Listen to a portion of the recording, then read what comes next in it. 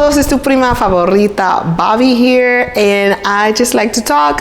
Welcome back to my channel if you are not new here, and if you are new here, welcome to my channel. In lieu of the previous video that I had made about being lusted after but being unloved being such a hit, thank y'all so much. If you haven't watched it, go back and watch that video. I thought I'd continue the conversation, give more insight into ways that you can tell if a situation is lust versus love, or lust versus a more genuine, meaningful connection, as well as steps that can be taken to keep yourself from falling into the trap of a rose-colored glasses lustful situation of some sort. Be it you find yourself being the one with the lustful eye or the lusty being lusted after. And I feel it's particularly important to continue on this topic in this way, to talk about ways to skirt or dodge those bullets, those lustful bullets, because in a society where there are so many people that are just going with the flow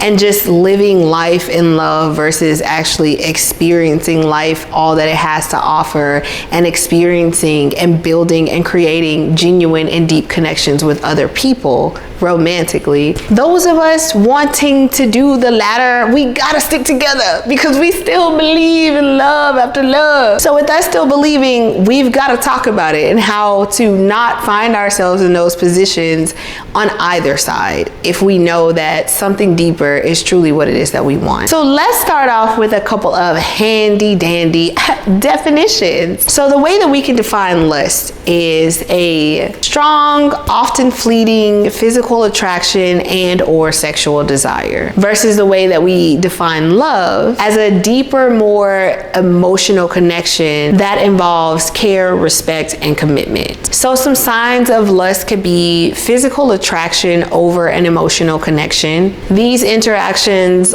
often involve conversations that focus more on physical traits, how good you look, how sexy you are, how beautiful you are, more on physical appearance and gratification versus actually getting to know someone on a deeper level. Some other signs of lust are lack of emotional depth, where conversations often lack depth and emotional intimacy. These conversations are often surface level, way more flirty without a deeper dive into a person's aspirations, goals, values, fears, dreams, family, etc. Things that will really connect you to a person if you knew more about those things about that person. These relationships also are often temporary or even fleeting, as attraction may disappear or decrease if a person's physical appearance changes, or if your attraction for them just changes, or if you are not having the physical contact or connection with them that's keeping that attraction going. These things can sometimes be tricky, however, just because a healthy relationship does involve a healthy balance of both love or genuine connection and lust and physical attraction and sexual desire. So why is it such a big deal to lust after somebody or to simply be lusted after? Doesn't it feel so nice to have someone just wanting you for your looks and to big you up on your looks and to flirt with you and talk about how beautiful you are, or you talk about how handsome and how sexy they are? Isn't that what we want? No. There are some great impacts that being in lustful situations, whether you are the luster or the lusty, can have on a person. It can weigh on you emotionally, especially if you are someone who are looking for something more deep and something much more meaningful. One of these feelings that it can lead to is a feeling of loneliness or a feeling of isolation, simply because that more emotional need or more emotional connection that you have is simply not being left. So after that initial gratification of being in each other's company and being able to just bask in the beauty of this person, after that, there's nothing left. After that, there's nothing else to hold on to. And that can leave you feeling pretty empty if you're the lusty. If you're the lusty, who is also wanting something that's more deep and more meaningful. Without having a deeper bond, that initial gratification or satisfaction eventually fades because there's nothing more for it to hold on to. This can also be tied to your self-worth and your validation because your reliance on your physical attraction for validation can greatly affect your self-esteem because your value is tied to your ability to attract others. And once that lustful attraction wears off, the lustee is felt feeling inadequate and lonely. This can also greatly weigh on your desire for genuine connection because it leaves a longing feeling for someone to be able to understand you more and appreciate you more. And that's something that you just absolutely do not get when you are simply in a relationship that is founded on lust. This leads to further feeling of isolation because you just don't feel understood, you don't feel appreciation, and that underlying need for emotional intimacy and connection is just simply not met and not being fed. So a couple of reasons as to why this happens and why it seems like it's happening on such a great scale.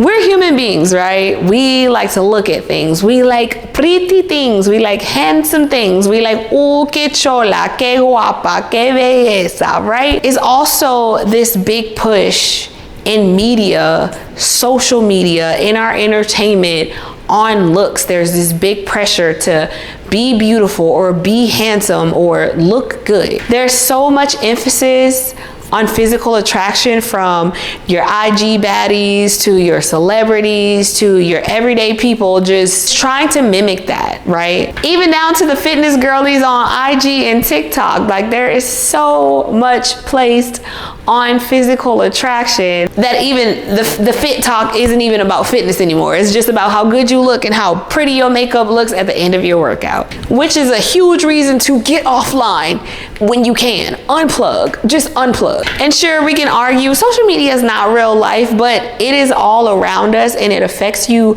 way more than you even think that it does, than you even recognize it does. And for a society who is chronically online, chronically just scrolling, even if it's just not even thinking about what you're doing, you're just scrolling, you're seeing these things, and you're not just seeing them, but you're actually taking them in, whether you believe it or not, whether you even understand it or know it or not, whether you realize it or not. It gives you this sense of the most attractive ones are the ones that excel. The most attractive ones are the ones that get the guy or get the girl. The most attractive ones are the ones that is on top. So that continues to further push this physical appearance is all that matters or what matters most. And that's what you need to be focused on when you're looking for someone. And that's what you need to be focused on so someone can be looking for you. While I won't argue that physical appearance does not matter, we know that physical appearance is not everything, especially the fact that we're humans, we age, and looks fade. Another thing that could be greatly impacting this is your personal boundaries and your self-perception. If you think highly of yourself, you attract highly. Same thing if you think lowly of yourself, you attract lowly. So if you only put emphasis on looks and that's the most important thing to you, then you're gonna attract people who put emphasis on looks and believe that that's the most important thing to them. If you lead with looks, you attract people who are looking for just looks. Just as if you lead with desperation, you attract people who feed off of desperation. I would suggest evaluating yourself, the way that you're perceived, and what it is that you lead with. That will tell you a lot about what it is that you attract and why it is that you attract that. Another thing that could be affecting this is social or cultural expectations. Cultural and social expectations can also pressure people to prioritize looks and physical attraction, being desirable over being loved. In a society where pretty equals privilege, and even the downsides of pretty privilege or desirability politics outweighs the other end of the stick, there's this huge push and pressure on us to be our most attractive, from looks maxing to you're seeing kids now doing their makeup to the gods, beat to the gods, mind you. But why is that? Why is there such a push on that? Why is that something that is so important to them that they feel that even at the ripe ages of 11 and 12, they have to look like an IG baddie? Because there's so much push on us being as physically attractive as we can, with much less on being a well-rounded intellectual being. But no fret, there are ways to go about it. There are ways to escape these lustful traps, either to stop falling into the lustful traps of others or to catch yourself when you've fallen into being the luster trying to trap somebody else. One thing is reflecting on your own desires and needs for genuine connection and placing the importance of that over having an attractive partner. Evaluate the romantic or potential romantic connections that you have by asking yourself, is this person able to provide what it is that I need? Am I able to provide what it is that this person's need? Is this connection working towards or living up to the expectations that I have, or the desires that I have, or the non-negotiables that I have for being in a relationship that best suits me? Are we really trying to learn about each other and really grow genuinely and intentionally? Am I really trying to learn about them? Are they really trying to get to know me and move from there? It's also important to set boundaries and stick to them to protect your emotional well-being.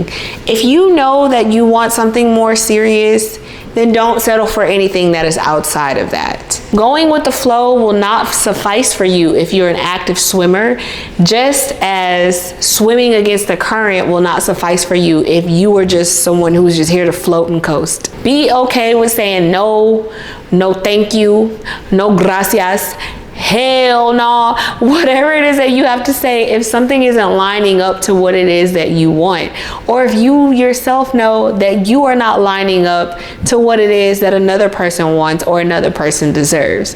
It's gonna take some selflessness to come out of this if you are on the side of the lustful versus the side of the lusty. Another thing is to be intentional about seeking healthy relationships. Avoid the temptation of the rose-colored glasses of lustful situations. Learn to recognize and foster relationships that are based on more deep things: mutual respect, care, emotional connection. Ask hard questions, maybe not up front, maybe not on day one, but give room to allow for you and the other person to become vulnerable with each other, and vulnerable in a sense of being able to be open. You don't have to trauma bond or share your deepest, darkest secrets, but you do need to make sure that you are opening the door to have deeper conversations. And that's a fairly easy way to be able to weed out people, because I get it that some people are not the greatest at being that open at first, right? But then also, is it because you're not that comfortable yet with being open, or is it because you have a wall up because that's not really what you're here for? So that's not to say put everything on Front Street, but that is to say share things intentionally, and also listen, because people will tell on themselves if you give them a stage to stand on and present. They will present themselves. You just have to pay attention when they're doing it. But listen intentionally to their answers. Talk to them with intention as well. Let them know what it is that you're looking for. Let them know what it is that you will or will not go for. Again, not putting everything out on Front Street right up front, but you do owe it to yourself to be open and to be intentional, so this person can tell you if they're down for it or not. Let them know that you want more if that's what you want, and if they don't, then they don't want you and you don't want them, and that's fine. A couple more things that you can do to avoid falling into the lustful traps of the luster is build your self-esteem independent of physical attraction. Again, in today's day and age, there is this big emphasis on physical attraction. It is an important thing, and it does get you to a lot of places, but emotional connection, true emotional connections, is not something that your physical attraction usually is going to foster if you rely on that alone. You need to take your looks looks out of your reason for confidence. Yeah, that can be a part of your confidence because I know I look good, you know, but that shouldn't be the main thing that you stand on. Your confidence shouldn't be built in the fact that you look good. Your confidence needs to be built on things that are more concrete, because once again, looks fade. And another thing, if people are just lusting after you, if people are just looking at you for looks, if you are just attracting people that are based off of looks, those things are temporary. Those feelings are gonna fade. They're gonna find someone prettier. If you are only wrapped up in your own looks and that's where your confidence is, then as soon as you see somebody that you deem prettier, your whole confidence is going to shatter. It is just not a concrete foundation to build your confidence on. Instead, look at your internal qualities. Look at your own achievements. Look at your own personal growths and personal wins. Those are things that you can build your confidence off of that are a bit more concrete than your physical attraction. If you need to, make a list of your talents, your skills, your strengths. Think about your creativity, your leadership, things that you have done, things that you are aspiring to do, things that you are in the middle of doing. Your personality, things that you do well, things that you have improved on the last year. Practice self-compassion and aspirations and limit comparing yourself to other people. Yeah, there are gonna be other people that might excel in some things more than you have, or might have more knowledge on certain things than you have, but you should not be comparing yourself. Your walk is not their walk. Your story is not their story. Your end goal is not their end goal. You are not them and they are not you. Also, practice fostering self-love and acceptance as a foundation for healthy relationships. Your love should start within yourself, right? No one can approach you on some BS. No one can approach you on some surface level things if you yourself already know who you are. If I know that I'm cute and I know that I'm attractive, you come and tell me that, that's great. Thank you. I appreciate the compliment. But what else, right? What are the things that you can compliment me on that are not so obvious? What are things that you have to pay attention to know that that's something about me that I'm passionate about, or something about me that I do well? That's when I'm impressed. I'm impressed when people can commend me on things that not everybody knows about me, right? I'm impressed when people can tell me things about myself that I'm like, oh, I didn't even notice that you knew that I do that, or that I was into that, or that I mentioned that, right? And it's the same thing when I'm giving compliments to people, right? Of course it feels good to be complimented on how you look and on your physical appearance or whatever, but I know that people like to be complimented on things that they bring, on their skills, on their abilities, on even their characteristics, or even their personalities, or even little quirks that you notice about them. How many times is it that your friend, or if you're in a relationship, your boyfriend or whoever, has told you something about yourself that, oh my gosh, it's so funny that you do this thing. It's so funny that when you're really in thought, that you lean your head to the side, you take a pause, you put your hand over your lip, and then you answer, and then you're like, why are you watching me like that? You know, it's nice to be recognized for other things outside of the obvious, right? But if you don't already have that self-esteem built within yourself, if you don't already know, yeah, I know that I'm beautiful and it's great to be complimented on, but I know that I have all of these other qualities that are not straight out on Front Street that can be seen. I have other qualities that you kind of have to pay attention to me for. You kind of have to get to know me. You kind of have to get to learn me to know that those things are there. And when I'm being complimented on those, or when I'm highlighting those about another person, that's when different connections and deeper connections start to happen or start to form. And another way is finding fulfillment beyond relationships, especially beyond romantic relationships. Yes, those can make us feel really good. They can make us feel like we're sitting on top of the world, but you also have to find fulfillment in your passions. You have to find fulfillment in your hobbies, find fulfillment in your friendships, so that you're not so stuck on, I need this thing, I need this relationship, that so much so that even somebody who's coming in at surface level, that is just desiring you from what they see on the surface because you're so gorgeous, that you'll take that because a relationship over anything else means so much more to you. You have to be able to have a fulfilled life outside of that, so that you know when someone is coming to you on that BS, you can notice that, you can see it, you can recognize it, and just be like, oh no, I don't need that. I don't need it that bad. I'm fulfilled over here. So when someone comes to me with the real, then I'll include that into my life. But I'm going to continue to be filled with this. And even when that person does come, when that relationship does come, when that connection does come, I'm still going to be fulfilled with these other things I have in my life. Because if that doesn't work, if that falls through, I still have things that bring me so much joy. And I'm still not falling for no BS if somebody else tries it.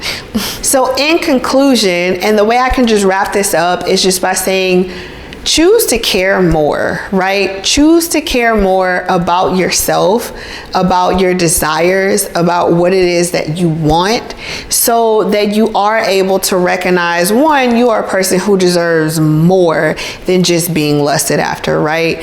You are a person who deserves the love that it is that you desire. Now, if you're out here and you're okay with just leading with looks and just having these superficial connections with people based off of those very superficial and surface level things, by all means, go for it. But for those of us who truly are in search of something deeper, who are in search of something more meaningful, we have to be able to recognize when people are coming to us with things that do not look like that. And we have to be okay with saying, this is what I want, and this is what you're providing, and these two things are not adding up.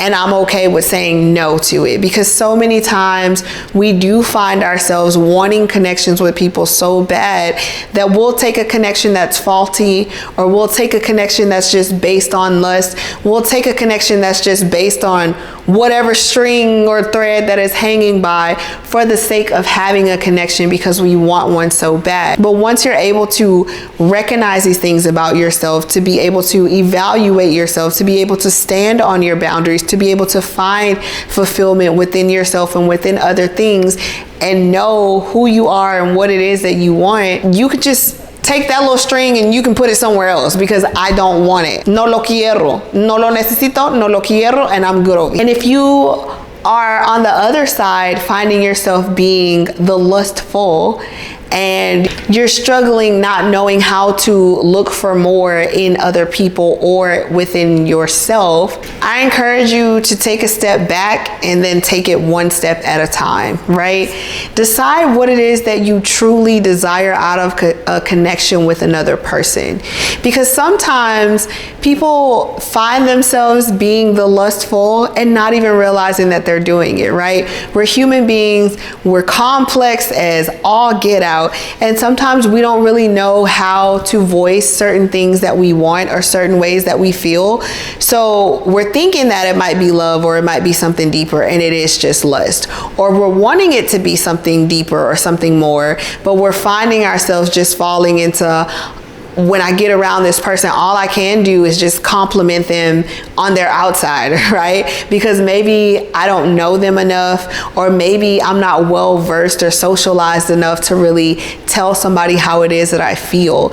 And with that, you also have to choose to care more. You have to choose to care more about other people's feelings, and how does that come across to that person if that's not really how it is that you're meaning it. So you take a step back, dig deeper into what it is that I truly want to get out of this connection with that person, why it is that I really want something deeper with that person.